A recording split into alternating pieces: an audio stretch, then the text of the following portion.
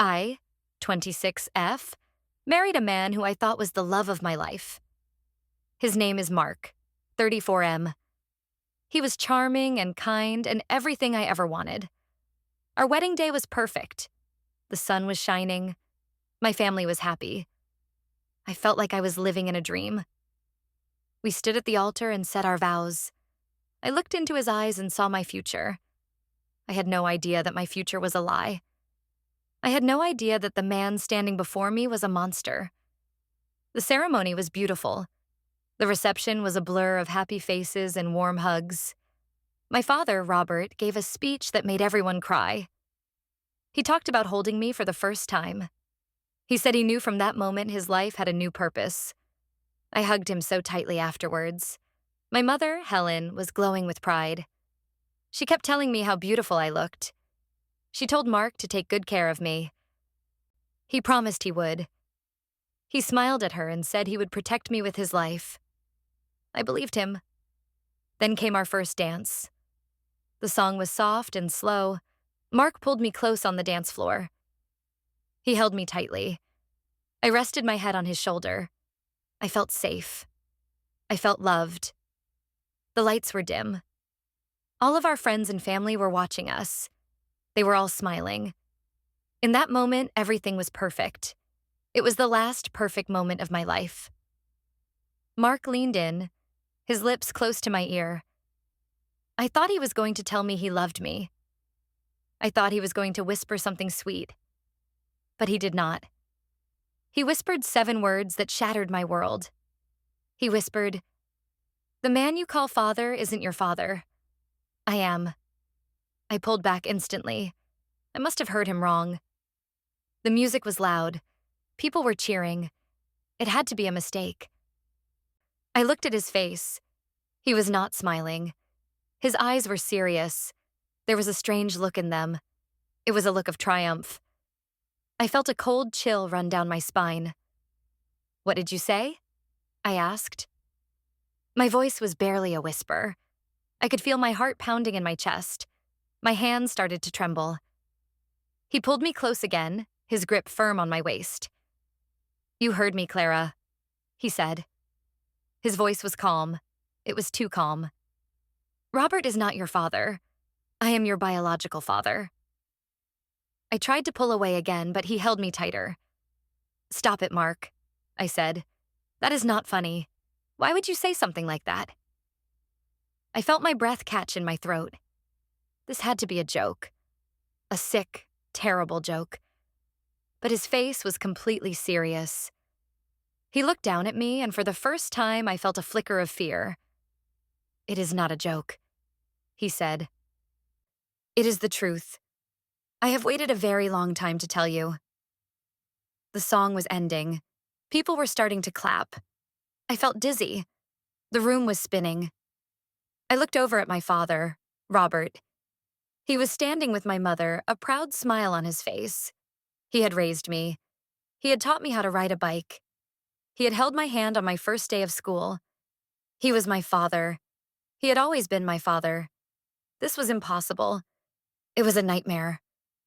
Mark led me off the dance floor. My legs felt like lead. I could not think straight. People were coming up to congratulate us. I tried to smile, but I felt like my face would crack. Mark kept his arm around me, his hand resting on the small of my back. It felt heavy. It felt possessive. He guided me back to our table. I sat down heavily in my chair. I could not look at him. I could not look at anyone. All I could hear were his words, echoing in my head. "I am your father." My best friend, Sarah, came over. "You guys were so beautiful out there," she said. She gave me a hug. I could barely respond. She must have noticed something was wrong. "Are you okay, Clara?" she asked. "You look pale." Before I could answer, Mark spoke for me. "She is just overwhelmed," he said, his voice smooth as silk. "It has been a big day. All the excitement is catching up to her." He smiled at Sarah. It was a perfect, charming smile, the same smile that had made me fall in love with him. Now it looked like a mask. Sarah looked from him to me, a little concerned, but she nodded. Of course, she said. Just make sure you get some rest and have an amazing honeymoon. She squeezed my hand and then walked away. I watched her go, feeling a desperate urge to call her back. I wanted to tell her everything. I wanted her to help me make sense of it. But I could not. The words were trapped in my throat. Mark leaned in close again. We will talk about this later, he whispered. Do not make a scene. Just smile and enjoy your wedding. His tone was low, but there was a clear command in it. A threat. I felt a wave of nausea. This was not the man I had promised to spend my life with. This was a stranger. A cold, calculating stranger. For the rest of the night, I moved in a daze. I cut the cake. I threw the bouquet. I smiled for pictures. But I was not really there. I was trapped in a cold, dark place inside my own head. Every time I looked at Robert, my heart ached. He was laughing with my uncles. He was telling stories. He was my dad. He had to be. Mark never left my side. His hand was always on me, on my arm, on my back, on my waist. It was a constant reminder of his presence, of his words. It felt like a brand. I felt like his property. I wanted to scream. I wanted to run away. But I was frozen, paralyzed by shock and confusion. Finally, the night was over. We said our goodbyes. I hugged my parents. When I hugged Robert, I held on a little longer. I love you, Dad. I whispered into his shoulder. I love you too, sweetie, he said, his voice thick with emotion. He kissed my forehead. Be happy. I felt tears welling up in my eyes. I pulled away before he could see them. My mother hugged me next. Call me when you get to the hotel, she said. I nodded, unable to speak. Mark shook their hands. He smiled his charming smile.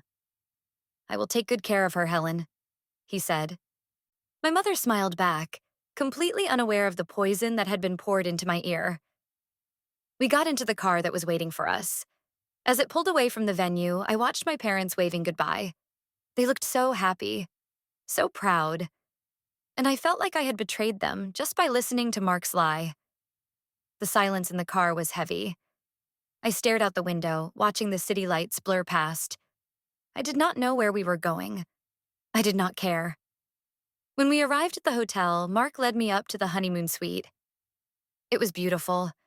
There were rose petals on the bed and a bottle of champagne on ice. It was supposed to be the most romantic night of my life. Instead, it felt like a prison. Mark closed the door behind us. The sound of the lock clicking shut made me jump. He turned to me, his expression unreadable. Now we can talk, he said. I finally found my voice. What you said was a lie, I said, my voice shaking. You need to tell me it was a lie. A horrible, sick joke. I needed him to take it back. I needed him to make the world right again. He walked towards me slowly. He took off his jacket and loosened his tie. He looked completely at ease. It is not a lie, Clara, he said softly. I know this is a shock. I wanted to tell you before, but the time was never right. Tonight felt right. The start of our new life together. A life based on truth. Truth? I said, my voice rising. What truth? My father is Robert. My mother is Helen. I have a birth certificate. I have pictures. I have a whole life that says you are wrong. I was starting to feel angry now. The shock was wearing off, replaced by a hot, burning rage. How dare he do this to me? On my wedding day? Documents can be changed, he said dismissively. Pictures do not tell the whole story. And your life? Your life has been built on a very carefully constructed lie. A lie your mother created to protect herself. I stared at him, my mind reeling. My mother? What does she have to do with this? Everything, he said. He sat down on the edge of the bed. He looked up at me, his eyes pleading. Or at least they were pretending to plead. Your mother and I had a relationship a long time ago, before she met Robert. She was young. I was young. It was intense. She got pregnant with you. She was scared. Her family would have disowned her. So she broke up with me. She met Robert a few months later. He was a kind, simple man. He fell in love with her. He never questioned that you were his. She let him believe it. She let everyone believe it. The story was so detailed, so specific. He delivered it with such conviction. For a terrifying second, I almost believed him. But then I thought of my mother, my kind, honest mother. She would never do something like that. She loved Robert. She always had. You are lying, I said, shaking my head. My mother would never lie to us like that. She loves my father. She loves the life he gave her. Mark corrected me. The stability, the respectability. But you, Clara, you are mine. I have watched you grow up from a distance. I have seen you become this incredible woman, and I could not stand by and let you live a lie any longer. You deserve to know who you really are. Who I am. He stood up and tried to touch my face. I flinched away from him. Do not touch me, I said. The words came out sharper than I intended. His expression hardened. The gentle, pleading look vanished. It was replaced by something cold and hard. You are my daughter, Clara, he said, his voice low and dangerous. And you are my wife. You will learn to accept it. I backed away from him until my back hit the wall. My heart was hammering against my ribs. The room suddenly felt very small. I was trapped in here with him. This man who claimed to be my father. This man who was my husband. The horror of it washed over me in a sickening wave. I felt like I was going to be sick. I want to go home, I said, my voice small. This is your home now, he replied. With me, your father, your husband. He said the words slowly, deliberately, as if he was enjoying the pain they caused me. I slid down the wall and sat on the floor, pulling my knees to my chest. I felt like a little girl again, scared and alone. I wrapped my arms around myself, trying to hold the shattered pieces of my world together. The beautiful white dress I was wearing felt like a costume. The wedding ring on my finger felt like a shackle. Mark watched me for a long moment. He did not come any closer. He just stood there, watching me break. Then he sighed. I know this is a lot to take in, he said, his voice softening again. The quick change in his tone was dizzying. I will give you some space. But we are in this together, Clara. We are family, the only family that matters. He went into the bathroom and closed the door. I heard the sound of the shower running. I was alone, but I did not feel safe. I felt like I was being watched. I looked around the opulent hotel room. It was a gilded cage. I scrambled to my feet and ran to the door. I twisted the handle. It was locked. Of course it was locked. He had locked it when we came in. I leaned my forehead against the cool wood, tears finally streaming down my face. What had I done? Who had I married? I pulled out my phone. My hands were shaking so badly I could barely unlock it. I wanted to call my mom. I wanted to call my dad. I wanted to call Sarah. But what would I say? My husband just told me he is my father. They would think I was crazy. They would think Mark was crazy. And what if he was? What if this was all a delusion? A sick fantasy he had created? Or worse, what if it was true? I could not risk calling them. Not yet. Not until I knew more. Mark was in the shower. This was my chance. I had to find something. Anything. Some proof that he was lying. Or some proof that he was telling the truth. I did not know which one would be worse. I started searching the room. I looked through his suitcase first. It was neatly packed. Expensive clothes, a leather-bound book, a silver flask. Nothing out of the place. Nothing personal. I checked the pockets of the jacket he had taken off. I found his wallet. I opened it with trembling fingers. His driver's license, credit cards, a few $100s in cash. And behind a flap, a small folded picture. My heart stopped. It was a picture of a baby. A newborn baby wrapped in a pink blanket. The picture was old and faded. On the back, written in faded ink, were 2 words, "My Clara." I sank to my knees, the picture clutched in my hand. It was me. It had to be me. But how did he get it? Where did it come from? Was this his proof? A grainy old photograph? It was not enough. It could not be enough. But it was something. It was a piece of a puzzle I did not understand. A puzzle that was my own life. The shower turned off. I quickly folded the picture and put it back in his wallet. I put the wallet back in his jacket pocket. I scrambled back to my spot against the wall, trying to look like I had not moved. My mind was racing. The picture could mean anything. He could have found it somewhere. He could have stolen it. But the inscription, "My Clara," it felt so personal, so real.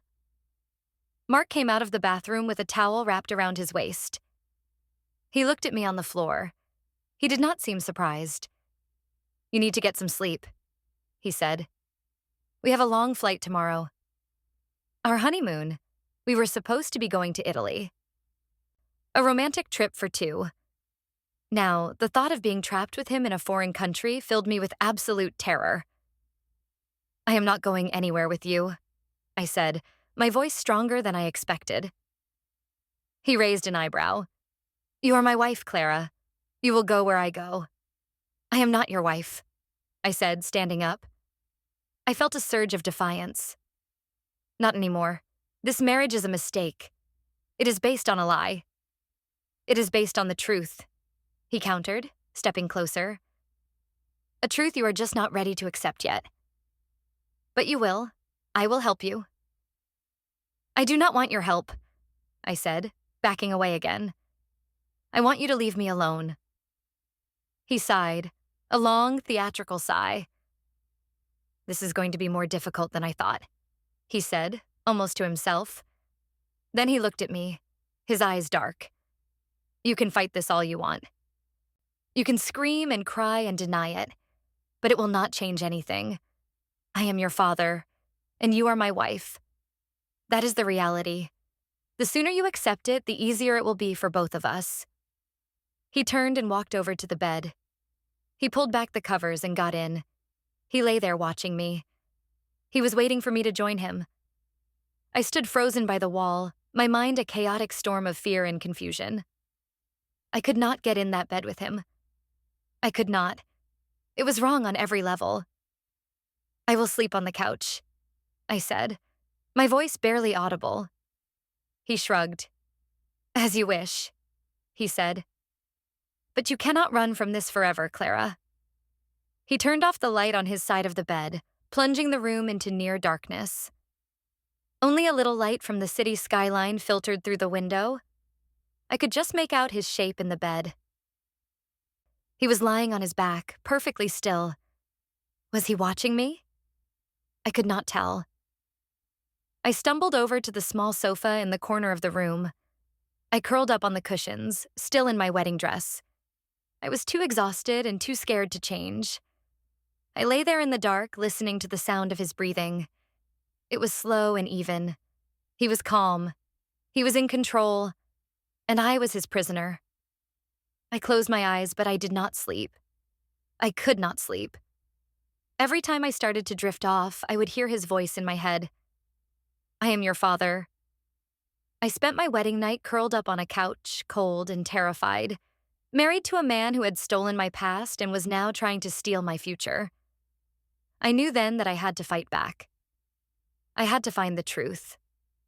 Not just for my own sanity, but for my own survival. The dream was over. The nightmare had just begun. The next morning, I woke up stiff and cold. The sun was streaming through the window, but it brought no warmth. Mark was already awake. He was dressed in a crisp suit, sitting in a chair by the window, reading a newspaper. He looked up as I stirred. "Good morning," he said, as if nothing had happened. As if he had not completely destroyed my world just hours before. I sat up, my wedding dress a wrinkled mess. I felt disgusting. "I want to call my mother," I said. It was the first thought in my head. I needed to hear her voice. I needed to hear her tell me this was all a lie. Mark folded his newspaper and placed it neatly on the table beside him. "I do not think that is a good idea," he said calmly. "I do not care what you think," I shot back. "She is my mother. I am calling her." I reached for my phone, but it was not where I had left it on the small table. I looked around frantically. "Looking for this?" Mark asked. He held up my phone. He must have taken it while I was asleep. A cold knot of fear tightened in my stomach. He was controlling my communication. He was isolating me. "Give that back to me," I demanded, standing up. "Not until you have calmed down," he said. "You are emotional right now. You will say something you regret. You might upset Helen. We do not want that, do we?" He spoke about my mother as if he was her protector, and it made my skin crawl. "You have no right to keep my phone from me," I said, my voice trembling with rage. "As your husband, I have every right," he said, his voice hardening. "I am trying to protect you, to protect our family. You need to understand that, Clara. Everything I do is for you." I stared at him, speechless. The way he twisted logic, the way he framed his control as care was terrifying. He was trying to break me down, to make me doubt my own mind. "You are not protecting me," I said. "You are controlling me. This is not normal. This is not what a husband does." "Our situation is not normal," he said. "We have a unique bond. A bond that Robert could never understand. A bond that Helen was too afraid to acknowledge. But we do not have to be afraid. We have each other." His words were like a spider's web, sticky and confusing. He was trying to create a world where only he and I existed. A world where his twisted version of reality was the only one that mattered. I knew I could not win a direct confrontation with him. He was too good at this game. I had to be smarter. I had to play along just enough to get what I needed. I took a deep breath, trying to calm the shaking in my hands. "Okay," I said, trying to make my voice sound steady. "Okay, Mark. You are right. I am emotional. It was a shock. Can I please just have my phone to check my messages? I will not call her, I promise." I hated myself for lying, for pretending to submit to him, but it was the only way. He studied my face for a long moment. He was trying to see if I was being sincere. I held his gaze, trying to keep my expression neutral. Finally, he nodded slowly. "All right," he said. He stood up and walked over to me. He handed me the phone. His fingers brushed against mine, and I had to fight the urge to recoil. "But I mean it, Clara. No calls to your mother. Not yet. We need to handle this delicately." "I understand," I said, looking down at the phone in my hand. It felt like a lifeline. I had a connection to the outside world again. I had to use it carefully. "Good," he said. "Now, go get ready. We have a flight to catch." He smiled at me, a warm, husbandly smile. It was so fake it made me sick. I went into the bathroom and locked the door. I leaned against it, my heart pounding. I had my phone back. That was a small victory. I looked at myself in the mirror. My eyes were red and swollen. My hair was a mess. I looked like a ghost in a wedding dress. I quickly sent a text to Sarah. My fingers were clumsy, but I managed to type out a message. "Something is wrong. Mark is acting strange. Call me in an hour and pretend it is an emergency. Say my mom is sick. I need a reason to go home." I knew it was a risk. Mark might check my phone. He might be listening, but I had to take it. I could not go to Italy with him. I could not be alone with him so far from everyone I knew.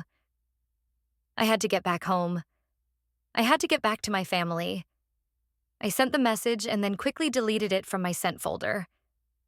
It was a small precaution, but it made me feel slightly better. I took a quick shower, trying to wash away the feeling of his words, of his presence. But the cold dread clung to my skin. When I got out, I put on the clothes I had packed for my honeymoon, a sundress and sandals.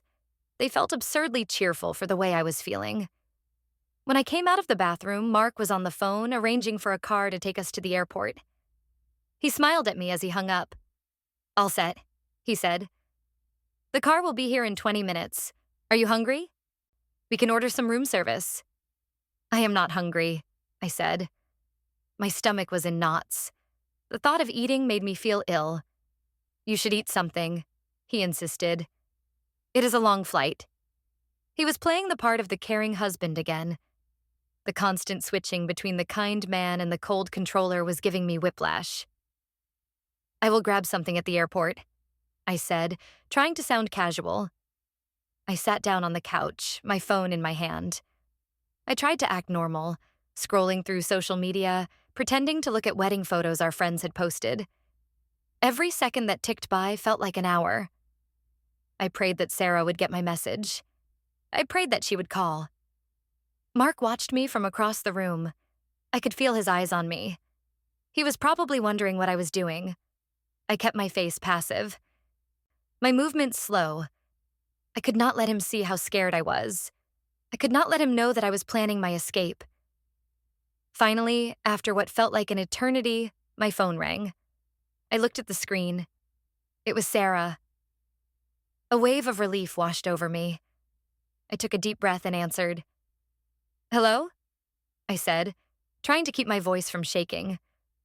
"Clara, oh my God," Sarah said, her voice filled with fake panic. She was a good actress. "You need to come home. Your mom, she fell. They think she broke her hip. Your dad is a mess. They are at the hospital now." My heart lurched, even though I knew it was a lie. The thought of my mother being hurt was still terrifying. "What?" I said, letting my own fear seep into my voice. "Is she okay? Which hospital?" Mark was on his feet instantly. He came over to me, his face etched with concern. "What is it?" he asked. "What happened?" I covered the mouthpiece of the phone. "It is my mom," I said, my eyes wide with fake panic. "She fell. Sarah says she might have broken her hip." He took the phone from my hand. "Sarah, this is Mark," he said, his voice calm and authoritative. "Tell me exactly what happened." I held my breath as Sarah repeated the story to him. I prayed she would be convincing. I prayed he would believe her. He listened intently, asking a few questions. "Which hospital? Okay, we are on our way. We will take the first flight back. Keep us updated." He hung up and handed the phone back to me. He looked at me, his eyes full of what looked like genuine sympathy. "We have to go home," he said. "I will cancel the flight to Rome and book us tickets back home. Do not worry, Clara. We will be there for her. Everything will be okay." He pulled me into a hug. I stood stiffly in his arms. I felt a strange mix of relief and guilt. Relief that my plan had worked. Guilt that I was using my mother's health as a lie. But it was the only way. I had to get away from him. "Go pack your things," he said gently, releasing me. "I will handle the arrangements." I nodded and went back into the bedroom. I threw my clothes into my suitcase, my hands still shaking. My plan had worked. I was going home. But what would I do when I got there? I could not just walk away from him. We were married. He had inserted himself into my life, into my family. And he held a secret, a terrible secret that was either a devastating truth or a malicious lie. Either way, he had the power to destroy my family. And I had a feeling he would not hesitate to use it. The flight home was tense. Mark held my hand the entire time. He kept telling me not to worry. He said my mother was strong. He said we would get through this together. He was the perfect, supportive husband. And I was the terrified wife, playing along. I nodded and squeezed his hand and tried to look worried. But inside, my mind was working furiously. I was trying to come up with a plan. How could I find out the truth without him knowing? How could I protect my family from him? When we landed, my father was there to meet us at the airport. I ran to him and threw my arms around him. He hugged me tight. "I am so sorry, sweetie," he said. "I should not have called Sarah. I did not want to ruin your honeymoon." I pulled back, confused. "What are you talking about? Mom, is she okay?" My dad looked confused too. "Your mom?" "She is fine. She is at home making a pot roast." "Why?" My blood ran cold. I looked over at Mark. He was standing a few feet away, a small, knowing smile on his face. He had known. He had known the whole time that it was a lie. He had let me think I had gotten away with it. He had let me lead him all the way back home. He had called my father. He had checked my story. And he had caught me. "Clara, what is going on?" my father asked, his brow furrowed with worry. "Sarah called me in a panic, asking if Helen was okay. She said you texted her that there was an emergency." I could not speak. I felt like a fool. A naive, stupid child. I had underestimated him. He was always one step ahead of me. I looked at Mark again. His smile was gone. His expression was cold, disappointed. Like a father who had caught his child misbehaving. "There has been a misunderstanding," Mark said, stepping forward. He put a hand on my shoulder. "Clara was just worried. You know how she gets. She heard a rumor and panicked. I am sorry we dragged you all the way out here, Robert." My father looked between the two of us, still confused but willing to accept the explanation. "Oh, well, as long as everyone is okay," he said. "Come on, let's go home. Your mother is expecting you for dinner."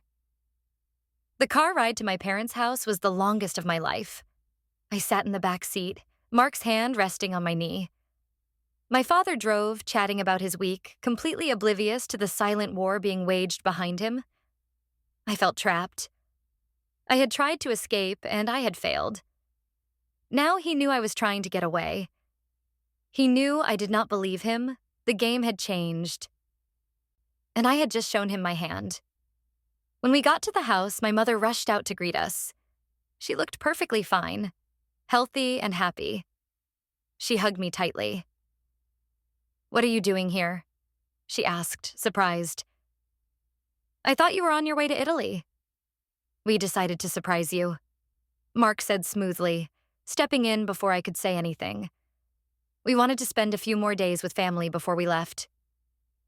He smiled at her, and she beamed back at him. "Oh, how wonderful," she said. Come in, dinner is almost ready." We went inside. The house smelled like pot roast and cinnamon. It was the smell of my childhood, the smell of safety. But I did not feel safe. I felt like I had brought a wolf into my home. A wolf disguised as the perfect son-in-law. We all sat down at the dinner table. My parents were so happy to have us there. They asked about the wedding. They asked about our plans for the future. Mark answered all their questions with his usual charm. He talked about the house he wanted to buy for us. He talked about having children. He looked at me when he said it, a strange intensity in his eyes. The thought of having a child with him made me feel physically ill. I barely touched my food. I could not stop thinking about the photo in his wallet. My Clara. I had to know where he got it. I had to know if it was real. "Mark, you mentioned once that you grew up not too far from here," I said, trying to sound casual. I was taking a risk, bringing this up in front of my parents, but I was desperate. He looked at me, a flicker of surprise in his eyes. "That is right," he said slowly. "My family lived in the next town over for a few years when I was a teenager." "Oh, really?" my mother said, interested. "Which town?" Mark named the town. It was about 30 minutes away from where I grew up. My mother and father exchanged a look. We used to have friends who lived there, my father said. The Hendersons. We lost touch with them years ago. My heart started to beat faster. Was this a connection? Was this part of his story? Did you know them? I asked Mark. He shook his head. I do not think so. I was only there for a few years. I did not know many people. He was being evasive. He did not want to talk about this. I decided to push. It is just, you seem so familiar with this area, I said. And my mother, she looks familiar to you, does not she? I looked directly at him, challenging him. My mother laughed a little nervously. What are you talking about, Clara? She said. Mark's jaw tightened. I could see the anger in his eyes. I think the jet lag is making you confused, darling, he said, his voice tight. Maybe you should get some rest. It was a warning. Drop it. But I could not. I was too close. No, I am not confused, I said, my voice rising.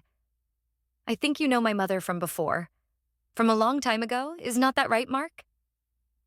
The table fell silent. My parents were staring at me, their expressions a mixture of confusion and concern. Mark was staring at me, his eyes like chips of ice. I had cornered him. I had called him out in front of my parents. I had no idea what he would do next. My mother was the first to speak. Clara, what is this all about? She asked, her voice trembling slightly. Mark, have you met me before? She looked at him, her eyes wide and questioning. Mark took a slow sip of water. He placed the glass down carefully. He looked from my mother to me. Then he smiled, a slow, cold smile. Yes, Helen, he said.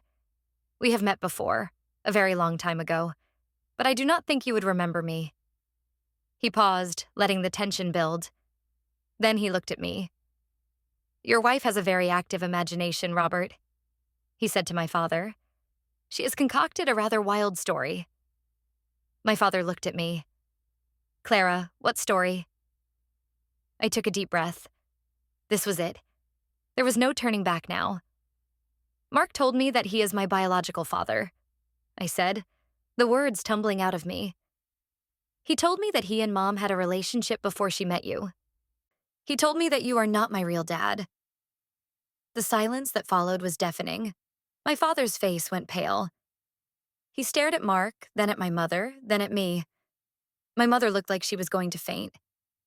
Her hand flew to her mouth, her eyes filled with terror. It was not the terror of someone being falsely accused. It was the terror of someone whose secret had just been exposed. And in that moment, I knew. I knew that part of Mark's story was true. My mother had a secret, a big one. And he knew it. He had been using it. My father turned to my mother, his voice a broken whisper. Helen, is this true? My mother burst into tears. She could not even look at him.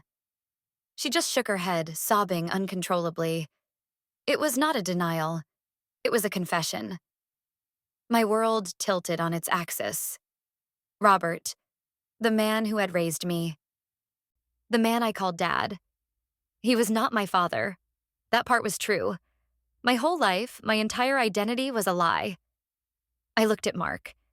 He was watching the scene unfold with a calm, detached expression. He had won. He had blown up my family just as he had planned. He had isolated me just as he wanted. Helen, look at me, my father pleaded, his voice cracking. Tell me it is not true. She finally looked up at him, her face streaked with tears. I am so sorry, Robert, she whispered. I was going to tell you. I was so young. I was so scared. My father recoiled as if he had been struck.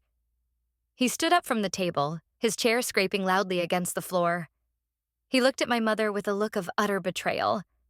Then he looked at me, and his expression softened into one of pure agony.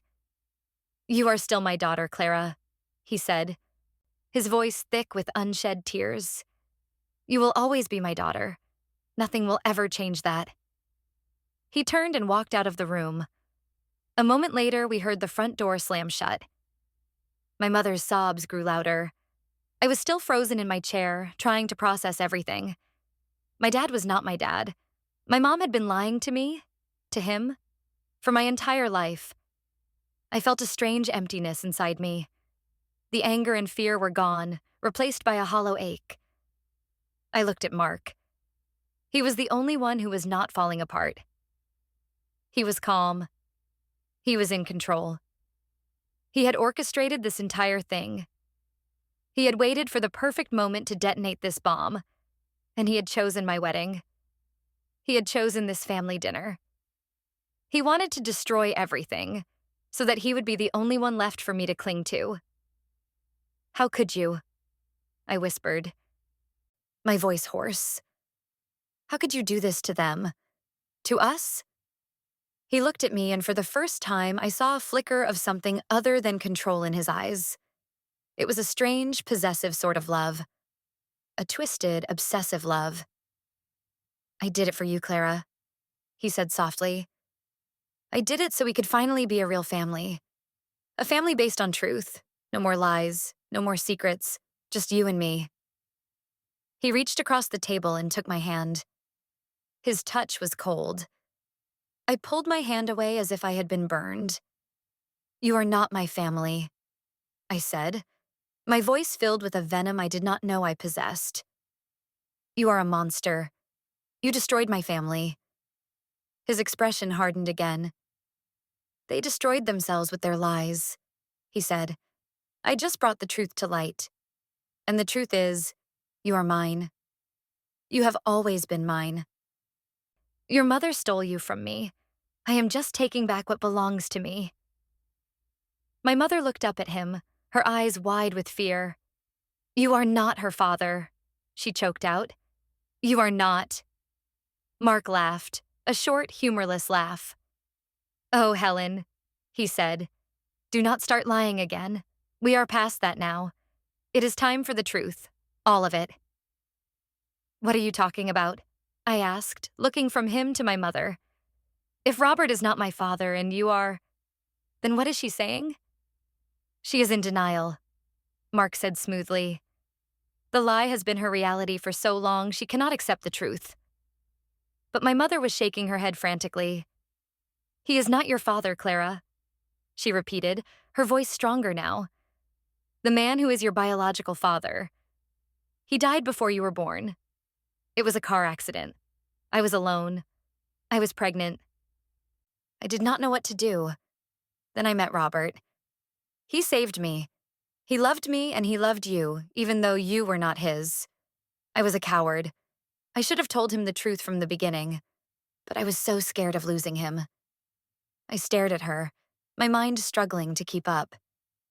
So there was another man, a man who had died. Robert was not my father, but Mark was not my father either. So his entire story, it was a lie, a complete fabrication built around a kernel of truth that he had somehow discovered. I turned to Mark, my eyes blazing. "You lied to me," I said. "All of it. It was all a lie." He did not flinch. He just looked at me with those cold, calculating eyes. "Your mother is the one who is lying, Clara," he said. "She is trying to protect you. She is trying to keep us apart, but she cannot. I have proof." "What proof?" I demanded. "The picture? The picture of me as a baby? Where did you get that?"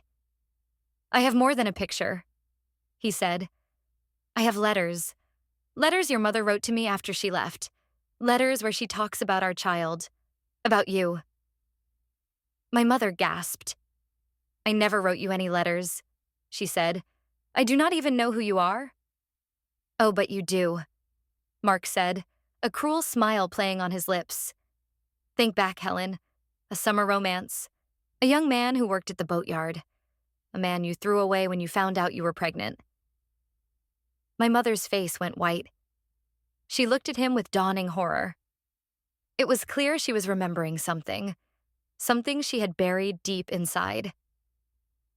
"It cannot be," she whispered. "You were just a boy. I grew up. Mark said, and I never forgot you. I never forgot what you took from me. I have spent years looking for you, for my daughter, and now I have found you both. He was a ghost from her past, a teenage fling she had forgotten. But he had not forgotten. He had obsessed. He had planned. He had inserted himself into my life, seduced me, married me, all as part of some twisted, long-game revenge.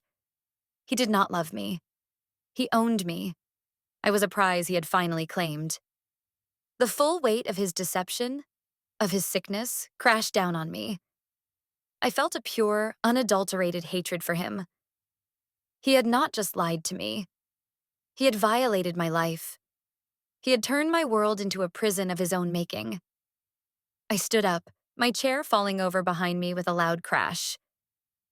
"Get out," I said, my voice low and shaking with fury. "Get out of my house."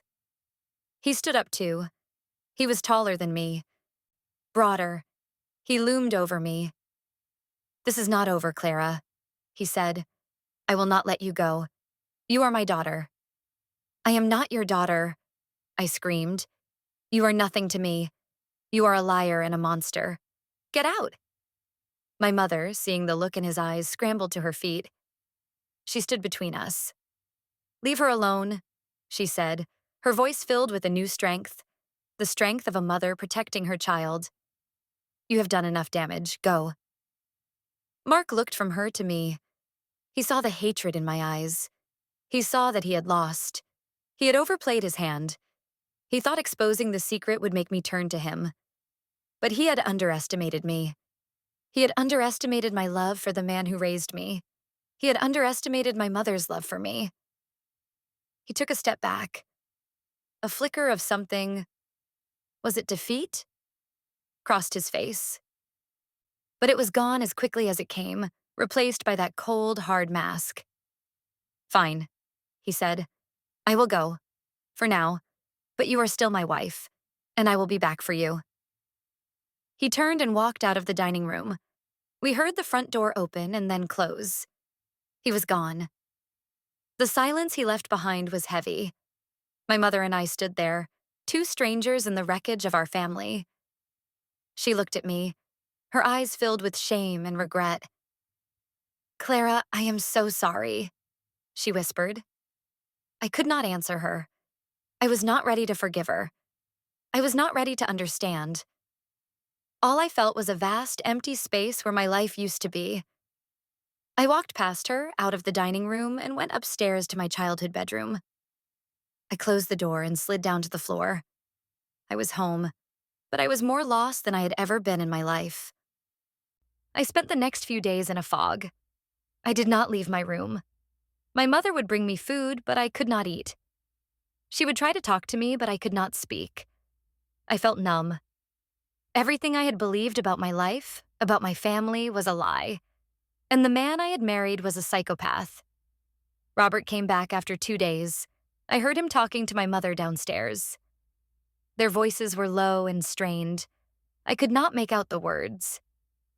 A little while later, there was a soft knock on my door. "Clara?" It was Robert's voice. "Can I come in?" I did not answer, but he opened the door anyway. He came in and sat on the edge of my bed. He looked tired. There were dark circles under his eyes. He looked at me on the floor, curled up in a ball. "I am so sorry, Clara," he said, his voice thick with emotion. "I am so sorry you had to find out this way." I finally looked at him. I saw the pain in his eyes, the pain I had seen at the dinner table. But I also saw love, the same unconditional love he had always shown me. "You are my dad," I whispered, the words catching in my throat. Tears welled up in his eyes. He nodded. "I always will be," he said. "Biology does not make a father, Clara. Love does. I have loved you since the moment I first held you, and I will love you until the day I die. Nothing that man says can ever change that." I started to cry then. Not quiet, silent tears, but loud, gut-wrenching sobs. Sobs for the life I had lost, sobs for the pain my family was going through. Robert moved from the bed to the floor. He sat next to me and pulled me into his arms. I buried my face in his chest and cried until I had no tears left. He just held me, stroking my hair, whispering that everything would be okay. He was my rock. He was my home. He was my dad. And I had never been more sure of anything in my life. After that, something inside me shifted. The numbness started to recede, and in its place, a cold, hard anger began to grow. Anger at Mark for what he had done. Anger at him for trying to tear my family apart. Anger at him for thinking he could control me. I was not his property. I was not his prize. And I was not going to let him win. I went downstairs. My mother and Robert were in the kitchen, sitting at the table in silence. They both looked up when I walked in. I looked at my mother. I was still hurt. I was still angry at her for her lies, but I knew we had a bigger problem to deal with. "We need to talk," I said. "We need to figure out what to do about Mark." My mother flinched at his name. "I do not want to see him again," she said. "He is not going to just disappear," I said. "He said he would be back. He thinks he has some claim on me. He is my husband." The word tasted like poison in my mouth. "We can get an annulment," Robert said. "The marriage was based on fraud. We can get a lawyer. We can get a restraining order." I nodded. "Yes," I said. "We need to do all of that. But we also need to be smart. Mark is not stupid. He is manipulative. He said he has letters from you." I looked at my mother. "Are they real?" She shook her head, her eyes wide. "No, I never wrote to him. I swear. I tried to forget he even existed." "Then he forged them," I said. "He created fake proof to support his story. He has been planning this for years. We need to find out what else he has. We need to find out everything about him. We need to be ready for whatever he does next." A new resolve settled over me. I was done being a victim. I was done being scared. It was time to fight back. I had to protect my family. And I had to make Mark pay for what he had done. The first step was to learn everything I could about him. His past, his family, his work. I knew so little about the man I had married. He had created a perfect persona, and I had fallen for it completely. Now, I needed to see the real man behind the mask. I started with the basics. I called the company he said he worked for. They had never heard of him. He had lied about his job. I looked up his family. He had told me his parents were dead. I found his mother living in a small apartment 2 states away. I called her. She was hesitant to talk at first. But when I told her who I was, she broke down. She told me that Mark had always been different. He was obsessive. He would fixate on things, on people. He had a history of stalking. He had been in trouble with the law before. She told me about the girl from the boatyard, my mother. He had been obsessed with her. When she broke up with him, he had a breakdown. He was institutionalized for a while. His family had tried to get him help, but he always refused. He was a master manipulator. He knew how to say all the right things to make people believe he was fine.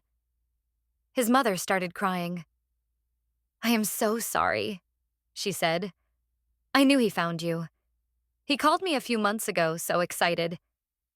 He said he had found his daughter. I told him he was delusional. I told him to leave you alone. But he would not listen. He never listens." After I hung up the phone, I felt sick. He was not just a liar. He was mentally ill, and he was dangerous. His entire reality was built around this fantasy he had created. A fantasy where I was his long-lost daughter. A fantasy he was willing to do anything to protect. I knew then that a restraining order would not be enough. He would not respect it. He would see it as a challenge. I had to do something more. I had to expose him. I had to make sure that everyone knew who he really was, so he could never hurt anyone else again. I hired a private investigator. I gave him all the information I had. I told him to dig into every aspect of Mark's life: his finances, his past relationships, his criminal record. I wanted to know everything. While the investigator worked, I focused on getting the annulment. I met with a lawyer, a sharp, no-nonsense woman named Ms. Davis. I told her the whole story. She listened patiently, her expression growing more and more concerned. "This is more than just fraud, Clara," she said when I was finished. "This is psychological abuse. This is stalking. This man is a predator. We will get the annulment. That is the easy part. The hard part will be making sure he stays away from you and your family for good." She was right. I knew this was not going to be easy, but I was ready. The fear I had felt on my wedding night was gone. It had been replaced by a cold, hard determination. I was going to take back my life. And I was going to destroy his. A week later, the private investigator called me. He had found something. Something big. Mark had a storage unit registered under a false name. The investigator had managed to get inside. What he found was chilling. The unit was a shrine to me. There were pictures of me everywhere. Pictures from my childhood, my high school years, my college graduation. Pictures I had never seen before. Pictures taken from a distance. He had been watching me. For years. But that was not the worst part. The investigator also found a workshop. A desk with a computer, a printer, and stacks of old paper. He had found the letters. The letters he claimed my mother had written. They were forgeries. And they were perfect. He had aged the paper. He had mimicked her handwriting from an old high school yearbook he must have found. He had created an entire fictional history to support his delusion. There was more. He had a file on my father, Robert. He had been digging into his life, his finances, his work. He was looking for weaknesses. He was looking for ways to discredit him, to remove him from the picture. And he had a file on me. It detailed my daily routine. My friends, my favorite coffee shop, the route I took to work. He knew everything about me. The investigator sent me pictures of everything. As I looked at them, a plan began to form in my mind. A dark, vengeful plan. Mark wanted to destroy my family with lies. I was going to destroy him with the truth. His truth. The sick, obsessive truth he had been hiding behind his charming smile. He had tried to contact me several times since that night at my parents' house. He had called me, texted me, emailed me. I had not responded. I had blocked his number. But I knew he would not give up that easily. He would show up eventually, and I would be ready for him. I decided to set a trap. I unblocked his number and sent him a single text message. "We need to talk. Meet me at my parents' house tomorrow night. Come alone." He responded almost immediately. "Of course, Clara, I will be there. I knew you would come to your senses." I felt a shiver of disgust, but I pushed it down. This had to be done. I spent the next day preparing. I talked to my parents. I told them my plan. My mother was scared. She did not want me to see him again. But Robert understood. He saw the same fire in my eyes that he had probably seen in himself 1,000 times. The need to protect his family. He agreed to help me. I also called Sarah. I told her everything. The whole sordid story. She was horrified. And she was furious. "I will be there," she said without hesitation. "You are not doing this alone." The next evening, we were all ready. I had set up small, hidden cameras in the living room. Sarah was in the kitchen, ready to call the police if things went wrong. My mother was upstairs, out of sight, and Robert was with me, sitting on the couch, a silent, steady presence by my side. At exactly 7 o'clock, the doorbell rang. My heart leaped into my throat. I took a deep breath. "It is time," I said to Robert. He nodded, his face grim. He squeezed my hand one last time, and then he went into the dining room, where he could hear everything but not be seen. I walked to the door and opened it. Mark was standing there. He was holding a bouquet of roses. He smiled when he saw me. "For you," he said, holding them out. I ignored them. "Come in," I said, my voice cold. I led him into the living room. He looked around. "Where are your parents?" he asked. "They are out," I lied. "I wanted to talk to you alone." He sat down on the couch, looking pleased with himself. "I knew you would realize the truth," he said. "I knew you would choose me, our family." I sat down in the armchair across from him. I looked him straight in the eye. "I did not ask you here to reconcile, Mark," I said. "I asked you here to tell you that it is over. I have filed for an annulment. I have filed for a restraining order. And if you ever come near me or my family again, I will have you arrested." His smile faded. His eyes turned cold. "You cannot do that," he said. "We are married. We are family." "We are nothing," I said. "You are a sick man, Mark. You built a fantasy in your head and you tried to drag me into it. But I am not your daughter, and I am not your wife." He stood up, his fists clenched. "I am your father," he yelled. "I have proof. I have the letters your mother wrote." "You mean the letters you forged?" I asked calmly. I reached into the manila envelope I had on the table next to me. I pulled out one of the pictures the investigator had sent me. A picture of his workshop in the storage unit. A picture of the fake letters. I threw it on the coffee table in front of him. He stared at the picture, his face draining of color. He looked up at me, his eyes wide with shock. He had no idea I knew. "I know everything, Mark," I said, my voice low and steady. "I know about the storage unit. I know about the pictures of me. I know you have been stalking me for years. I know you were institutionalized. I know you lied about your job, about your parents, about everything." I threw another picture on the table, a picture of him as a teenager, the same picture his mother had sent me. "My mother did not recognize you because you were just a boy. A boy she had a summer fling with and then forgot. But you did not forget, did you? You obsessed over her. And then you obsessed over me." He was speechless. He just stared at the pictures, his whole manufactured world crumbling around him. "You did not love me, Mark," I continued, my voice rising with all the anger and pain he had caused me. "You wanted to own me. You wanted to punish my mother for rejecting you. You wanted to destroy Robert because you were jealous of the life he had, the family he had. You tried to take his daughter, so you could finally feel like you had won." I stood up and walked over to him. I looked down at the broken man on the couch.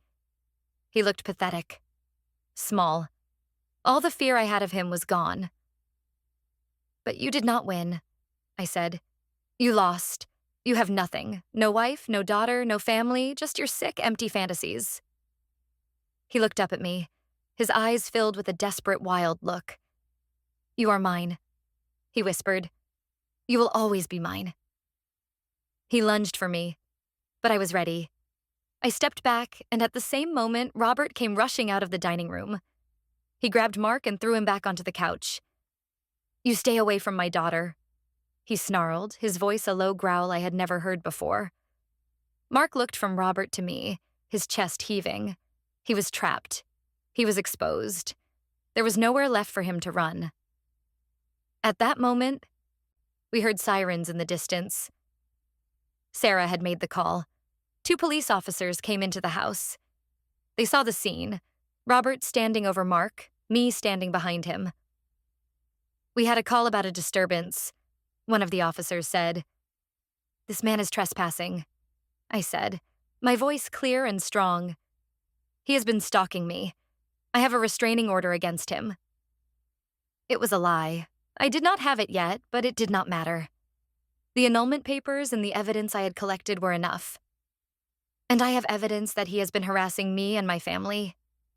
I pointed to the pictures on the table. The officers looked at the pictures.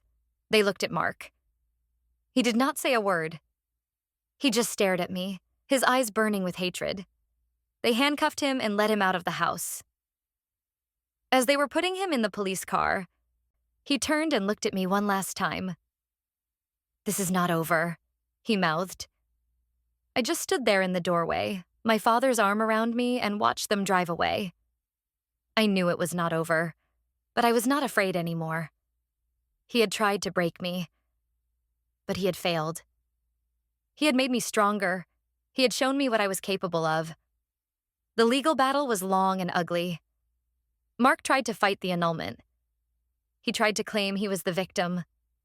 He produced his forged letters as proof, but we had the pictures from the storage unit. We had the testimony from his mother. We had the private investigator's report. His lies fell apart under the weight of the truth. The annulment was granted. A permanent restraining order was put in place. And he was charged with stalking, harassment, and forgery. He was sentenced to 5 years in prison. I was there in the courtroom when the judge read the sentence. He looked at me and I looked back, unflinching. He had no power over me anymore. My family slowly began to heal. The secret that had been buried for so long was finally out in the open. It was not easy. There was a lot of pain and a lot of tears. My mother and Robert had to rebuild their trust, but their love for each other and their love for me was stronger than the lies. Robert was, and always would be, my father, and my mother, despite her mistakes, was still my mother. We were a family. A broken, messy, imperfect family. But we were real. I started to rebuild my own life. I went to therapy. I talked about the trauma, the fear, the betrayal. Slowly, I started to feel like myself again. I reconnected with my friends. I went back to work. I started to live again. I learned a lot from what happened. I learned that monsters are real, and they do not always look like monsters. Sometimes they look like the man of your dreams. I learned that the truth can be painful, but lies are always more destructive. And I learned that the family you choose is just as important as the family you are born into.